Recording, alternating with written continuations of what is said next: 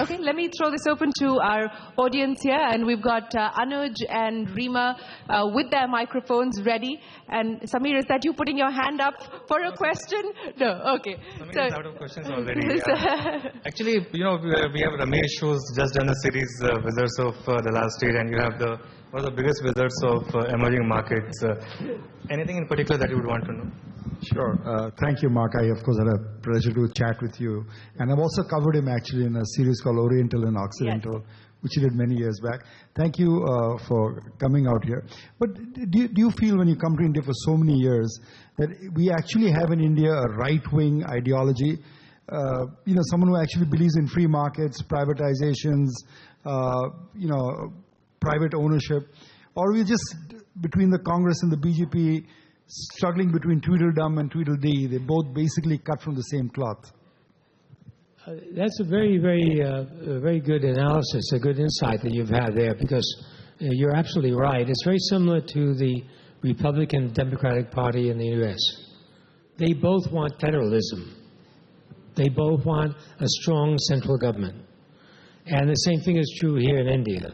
You know, people sitting in Delhi, New Delhi, want to have the power in their hands. But there's the other side of the equation, that is the states. In America, states' rights is a big issue and a growing issue. And in India, of course, it's even a bigger issue.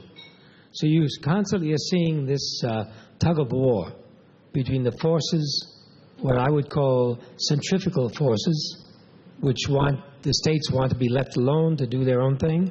In China, you've got the same problem. You know, people think it's a unified China. Yes, strong central government, but at the end of the day, it's always been through history a tug of war between the center and the states. So the good news in India is that I think there's a growing realization by Mr. Modi that he's got to cater to the states and maybe allow the states to do more on their own. And instead of forcing them to do something, maybe persuade them and incentivize them to do things that he wants them to do, such as, let's look at the efficiency of doing business in the different states and compare how one does against the other, that sort of thing. So I think that is a path that is going to pay off going forward. Because I don't think the central government is capable of making the changes that all of the changes that need to be made. It really has to be done to a great extent with the states. Thank you. Okay, of course, Mark has been known for picking a lot of individual names and a lot of good quality names, and we have S. Naren here, who's done the same in India. Naren, anything you want to ask? What are the lessons you will give other people managing other people's money? How do you handle when markets go crazy like they did in 2000 or 2007? The best way to handle that is to go on vacation. No, I mean, one of the things that we learned, and my colleagues here will confirm this from our mentor, Sir John Templeton, is that he was always emphasizing the long term. He always said, look, you have to take a long-term view. Don't worry about the short-term performance. If we are doing the right thing, if we're doing our homework, and we're trying our best, over the long term, we will do fine. Because over the long term, equity markets will rise because of the natural devaluation of currencies. So I think that is, I know it's very difficult. We're in the same boat as all of you. Our clients ask you, what did you do this week? How's your performance this month? You know, you're down this year by X%. And you've got to keep on hammering away at that. There's no way you can perform consistently in the short term. It's impossible. You've got to be willing to take this long-term view. I think that's really the only answer. And as fund managers, we all have to convey that message to clients. It's good for the clients, and it's good for us. Well, what gives you hope today, Mark? Because, you look at the headlines and there's negative news coming to you from everywhere. We're now living in the VUCA times, uncertainty, unpredictability, and so on and so forth. So what gives you that hope to get into work every morning and to believe that it's going to get better? Well, I think, one of the beauties of being old is that you see what came before you. And what I see is tremendous improvements. I mean, think about it.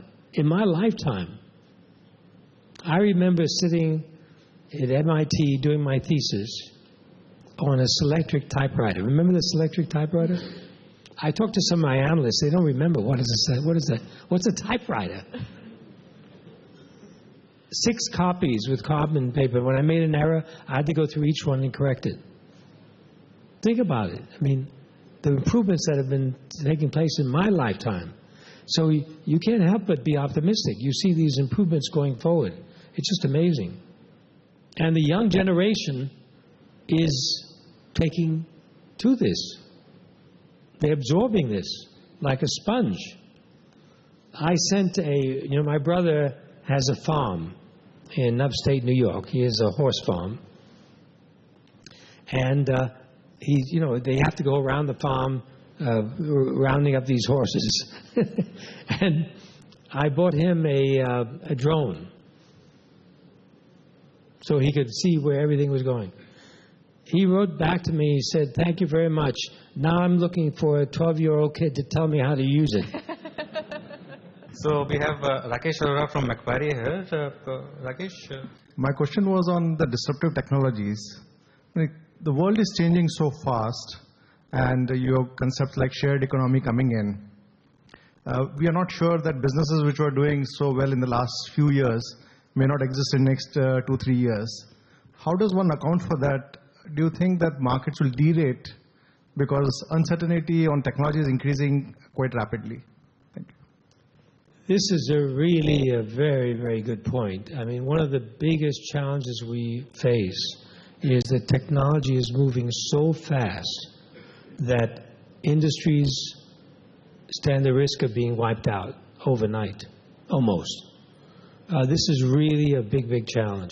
And we're constantly dealing with this. I think your point is very well taken. We really have to pay attention and analyze very deeply what is happening with technology and how that's going to impact the various sectors. And sometimes it will be in very unexpected ways.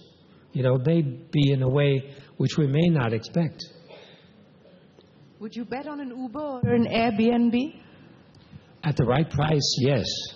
But what I see is that these exciting, admittedly very exciting technologies and companies are chewing up cash like it's no tomorrow.